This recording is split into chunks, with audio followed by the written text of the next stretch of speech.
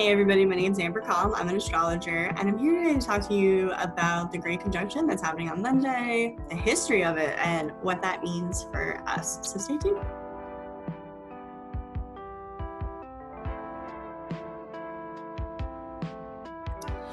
So let's talk about what a grand conjunction is for those of you who haven't really heard too much about it yet. So a grand conjunction is when Saturn and Jupiter meet up together in the sky. And that actually does happen every 20 years. But there is something that is special about certain versions of these conjunctions. So for one thing, some of them come closer than others. So the one that is coming up, for instance, our newest one on the 21st, is only going to be within 1/10 of a degree apart. Now, usually they're much farther apart. Usually they're about 2 lunar diameters apart, which is quite a big difference. So there's that to consider. The last time that these planets got such a close conjunction was 800 years ago. Keep that in mind because I'm going to come back to that. But there's something else that's special about the one that is happening on the 21st. So although Jupiter and Saturn meet up in the sky every 20 years, they every 200 years start a new cycle where they meet up in a new element, which sets the tone for the next 200 years where every single conjunction is in that same element. And so to help explain how that plays out and what that looks like, I'd like to go a little bit back in time and talk about some of the past 200-year cycles and their elements so we can take a look at how that played out. So we have been having conjunctions for the last 200 years in Earth signs. Now, Earth signs like Capricorn, Taurus, and Virgo can be characterized in general for economic growth, materialism, mass production, consolidation of power. Again, these are not necessarily definitions for those signs, but this is just a definition of that element as a whole. Now, as I said, this has been happening for 200 years. So we first entered this Earth cycle around 1842. And throughout that time, obviously, we've experienced things like manifest destiny, and we've watched the wealth get consolidated amongst a small group of people, i.e. corporations. Now, around the 1870s, for instance, was the Gilded Age, where we saw a lot of rapid economical growth, but we also saw very few people, these corporations, come into a lot of power, not just financially, but even politically, as they lobbied and funded politicians and so on, right? So there's this sort of control of the people through power, in a sense, right? Through the means of production.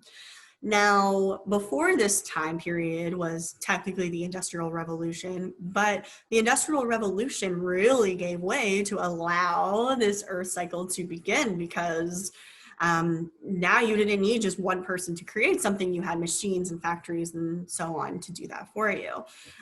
So that sort of characterizes what we've been going through, where there's been sort of a focus on materialism. There's been a big focus on powers that be, and not just in America. I don't want to be, Eurocentric, I suppose. All over the world, we've seen things like that happening, right? And that's why people are protesting now and rising up against it, which I'll get back to in a minute. But I want to go back a little bit farther, actually, to look at a couple of others, just to give you a general sense of how this kind of plays out. So before the Earth cycle was the fire cycle, and that was from about 1623 to 1843. And we can characterize fire with creativity, a pioneering attitude, and also perhaps maybe violence. And we do see a lot of that play out during that time. On the positive side, this was considered the height of the Renaissance, so there was a lot of interest in art and expression and creativity. A lot of classical artists and classical musicians come from this time, obviously. But it also certainly was a relatively violent time in that it was the rise of colonization. And that really obviously affected minorities the most, like Native Americans, and through slavery. So fire does not want to be held back, obviously. They want to push forward and create, and they're not necessarily going to be concerned about how that affects everybody involved. Now, the time period before that was the water time period, and that was from about 1345 until about 1623.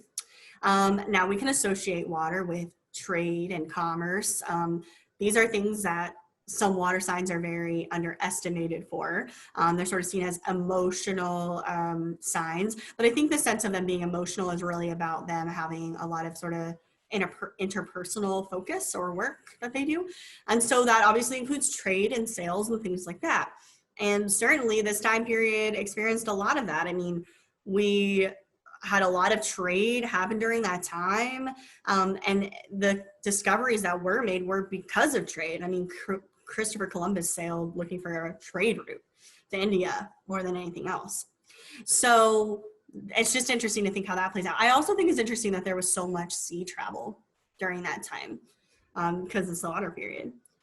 Now, the time before that, if you remember early on in the video, I said the last Great Conjunction that happened this closely was 800 years ago. So that also was in air signs. So the air time period that we last experienced was about the 1100s to 1345.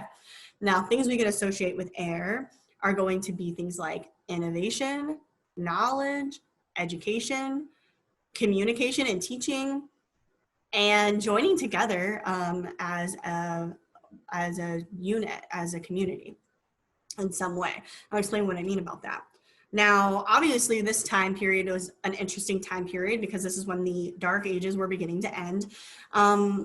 I understand that it can be really difficult to determine exactly when the Dark Ages are, but certainly this was a time period where people started becoming a lot more unified, because before this time period was another Earth cycle. And it's going to sound really familiar because before this time period, there was a lot of control of the people through feudalism. There were a select few very rich people that controlled the populace through the means of production. And also, in addition to that, a lot of countries that we know very well today were actually very scattered and not very unified, like England, for example, which consisted mostly of a variety of different groups that often fought each other. England was often taken over by like Rome and things like that, right? So during this time period that England grouped itself together and became the kingdom that we know it as today. And it's also when people became a lot more unified as a larger collective. There was a lot more progress in information during this time. The Dark Ages are called that because there just wasn't a lot of exchange of information. They even lost, I think, the recipe to make concrete because you have concrete in ancient Rome, but then in the Dark Ages, they didn't have that. Art obviously dropped off dramatically as well during the Dark Ages and so on. But that started to really change during this time period. Education became a lot more available to people at large. During the time period before this, it was less so. Only wealthy people could get educated. And I don't want to be too Eurocentric because this is true across the world as well. For example, before this time period, China experienced a lot of turmoil, very similar, got attacked by the Huns a lot, and they were somewhat separated as well. But this is considered to be one of China's golden ages, actually. That's when they started using paper money. They had a lot of commercial growth, advances in agriculture, and it was a much more peaceful time for them in general. Even in Africa, which I think we often forget to discuss as though they hadn't been doing anything this whole time, which isn't true. Obviously, the time period before this, Africa, unfortunately, was suffering through enslavement again through the Islamic people. And it was during this time period when that really dropped off.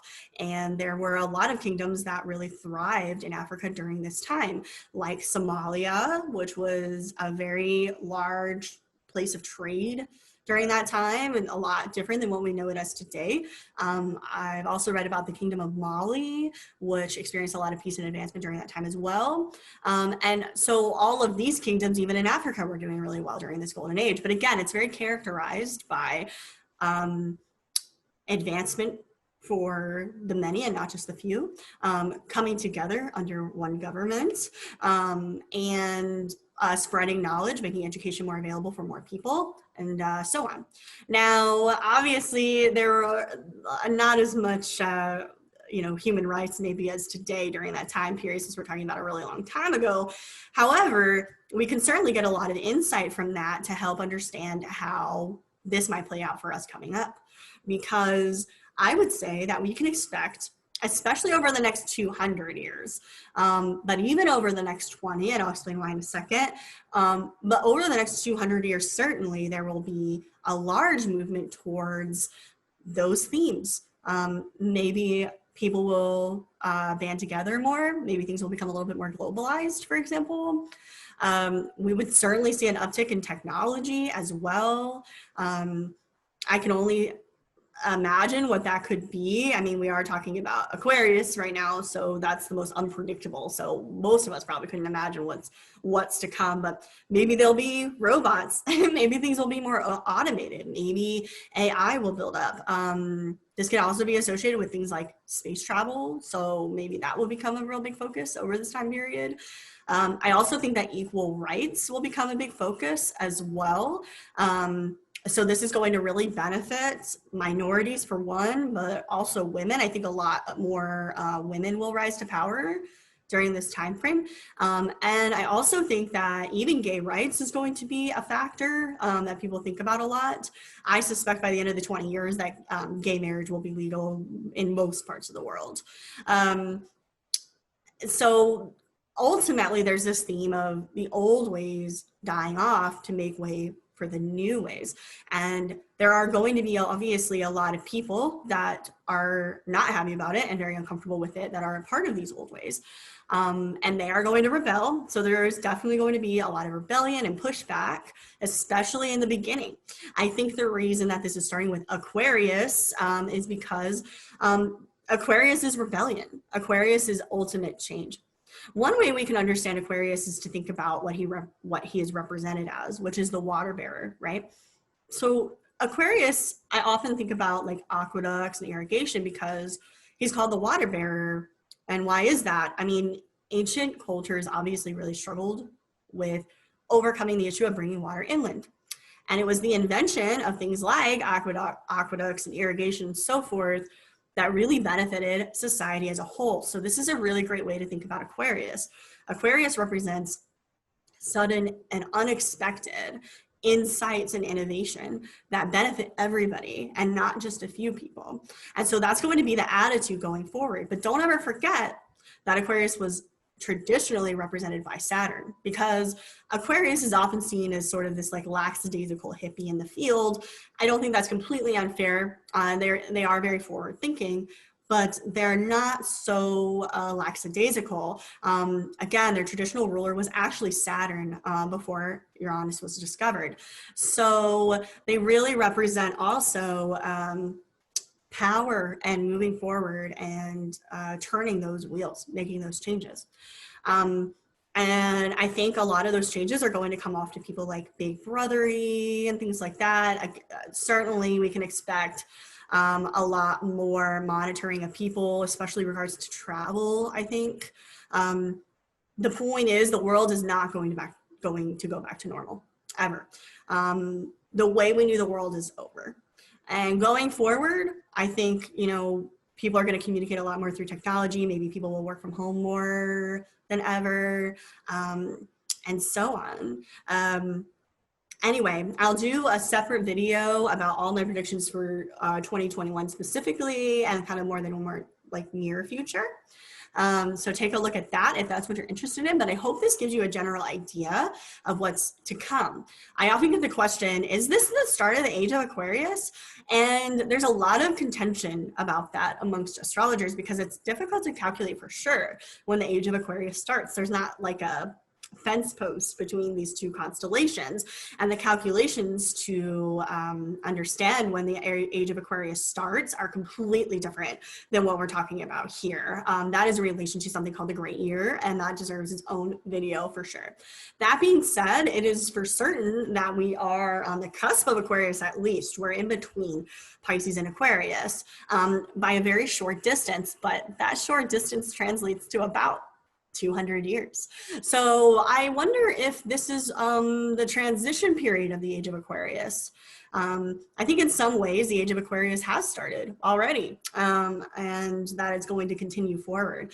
But throughout these 200 years, there will be changes that are implemented that creates a world that benefits the many and not just the few, and is more technologically advanced and can make way for the next sets of conjunctions, which are again in water, exploration and travel.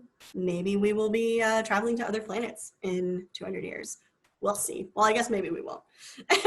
But it'll be interesting to see how it plays out in the near future, at least. So I hope that this was helpful. If you guys have any questions for me, or you want to do personal readings with me or anything like that, visit my site at calmspirit.com, or you can always message me on here as well. Thanks so much for watching. I hope you guys have a great 2021.